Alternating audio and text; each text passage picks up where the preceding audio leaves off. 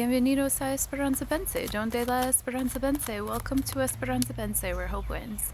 And today we're playing with the Tarot de Maria Celia. Such a gorgeous deck. It's based on the Marseille Tarot. And honestly, I'm almost tempted to ask Merlin if he wants to do a tarot video sometime, because we got into it on our live stream.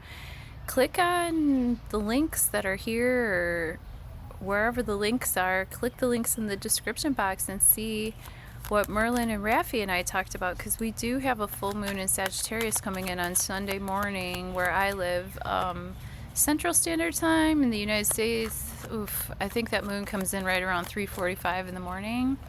So check and see what time it is for you. And yeah, Sagittarius energy is described in great detail in that live stream. So today we will pull our 3-card Quick Hits Tarot for Thursday, Jupiter Day, the 28th of May, 2026. I haven't gotten any jumpers except for these two.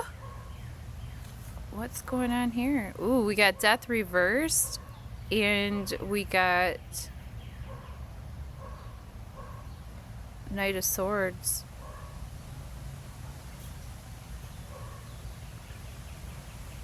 Well, Death reverse sort of gives us a relook on things that we thought were dead, done, and over with. Things that processes and culminations of cycles that we thought were done. You know, if we thought that something was already cleansed and cleared and over with, it might come back around for us to have another look at it. Death is scorpionic energy, plutonic energy.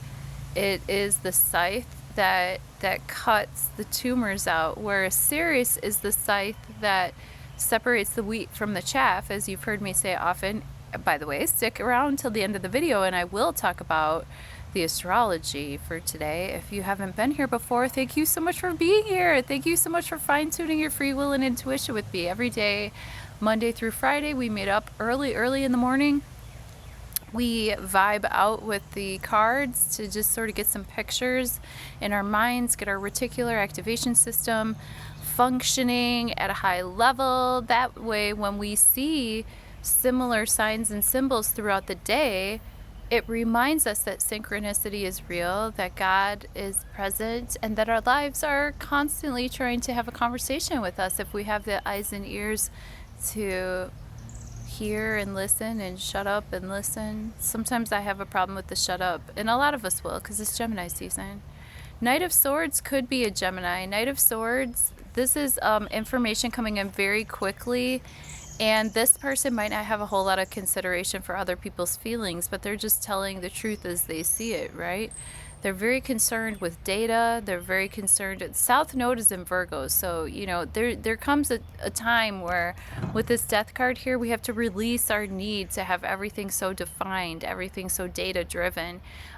We might go back, instead of, I said this during the live stream, but instead of having everything be so technological and so precise and so logistical, we might go back to having things be a little bit more flowing, earth-based, like the beauty of natural chaos, stuff like that, to allow the death process to be its scorpionic self, to have that depth of precision without us like meddling in the process, stuff like that. So these are gonna flavor our reading for today. They might blow over because I'm outside, because I like to be outside. I was outside all day. Actually, those hoop houses that we put up on my other channel, did you check my other channel, by the way? Why don't you go ahead and subscribe over there? It's really fun.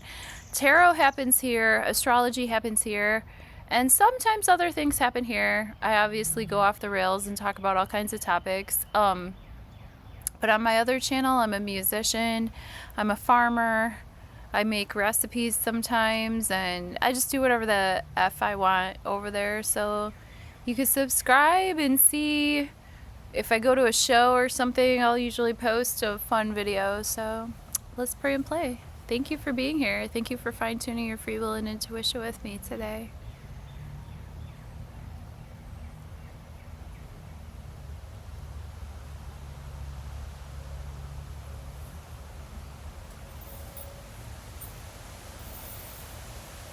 28th of May, 2026. Near past. Oh, there they went. The Knight of Swords is blowing in the air with a quickness. Well, I guess we'll just set him over here. It's all good.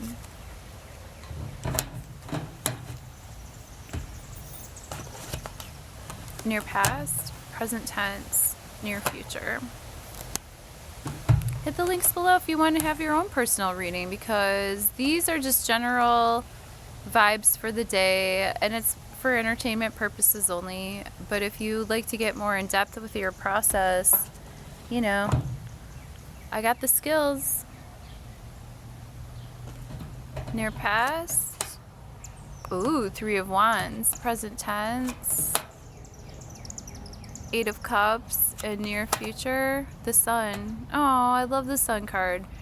The 3 of Wands is going to be... Remember how yesterday we had the 2 of Wands reversed with the Morgan Greer Tarot? And the 2 of Wands reversed was telling us to sort of reevaluate what all is necessarily out there and how we can leave our comfort zone to fit into the greater scheme of the world. The 3 of Wands is when we start to see what's out there on the horizon, and we start to understand potentials of like what we're investing now with our passions, what the return might be on that in the future. 8 of Cups is a necessity to walk away from emotional situations that are no longer functional, emotional situations that have run their course. These are emotional triggers, emotional habits. This is us reverting back to like the way that we used to respond to people, places, and things. And this might be an ask for us to walk away from these types of dynamics. And the Sun in the near future, this is Leo energy. This is our solar plexus chakra. This deck has 2 people in the Sun card. Some decks do, and I love that because it's like, it's pure love and it's good love because each person is supporting the other's individuality, and then together, you know, this is the most Geminian, this is such a Gemini Sun card, you know what I mean? I love the Sun. It's also indicative of the weather. I was out in the sun all day with my buddy. Maybe that's, and the sun is like, ugh, even the sun is like, it's hot. Over here, it was like up to 86 today, I think. And with the humidity, it feels a lot hotter than that. And it's like, okay, that's not like that hot, but it, you know, we're not used to it just yet. We just had 30s at night not that long ago. All right, well, I'm going to let you go. This is what we get for today because I'm a little bit tired from sweating a little bit. We planted, did I say that we planted tomatoes and peppers in those hoop houses that we set up? So, well, the peppers are outside. The tomatoes are inside the hoop house, but I'll keep y'all updated on how the garden grows. Love you. Stay tuned for the astrology in just a moment. Thank you. Okay, so we're coming off of that Mars-Pluto square, but I still think it's in effect. It might not be in full effect, but especially with Mars opposing the moon today, there may be some struggle between like how we need to act in the real world, Mars being in Taurus, Taurus being an earth sign, earth being like how do we make our money, how do we feed our face, and the moon in Scorpio bringing up more of a depth of emotion, more of a deeper feeling, more of an emo vibe, more of a goth vibe, more, you know, is what we're doing what we're really feeling about, or do we have to do things just to get through the day? Both of them squaring off with Pluto, bringing us power in the long run, but it's going to be really uncomfortable there for a minute. In terms of adjusting to new ways of being, new technologies, we might be under review ourselves, or people on the outside might be reviewing us, and we might not like the feedback all the time. We do have the moon in a trine with the North Node, so let's keep our hopes up, let's keep our spirits high, let's definitely say our prayers, wash your hands and say your prayers, because Jesus and germs are everywhere. Yes, the moon is making a nice sextile to the South Node as well. South Node in Virgo, letting go of habits, habitual daily habits that just really aren't serving us or aren't letting us be of service to others. Let's see. I have the Sun in opposition to Black Moon Lilith. You know, those deeper, darker feminine vibes might really be facing off with like the open, masculine, obvious energy. There might be some deeper stuff lurking under the surface that is getting highlighted.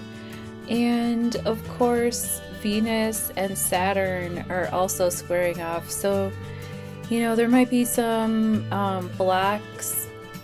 Like an elder man might be trying to block a younger woman from doing what she needs to do to thrive and flourish. Venus is the ruler of Taurus, so Venus is the one that gets to tell Mars what to do, but she certainly doesn't get to tell Saturn what to do. So Venus is giving Mars the directions, Mars is giving Saturn the directions, and you know, Saturn is pretty much in a sextile with the Sun too, so I'd say that Saturn in the long run is going to have the final say on most matters today and for a little while into the future.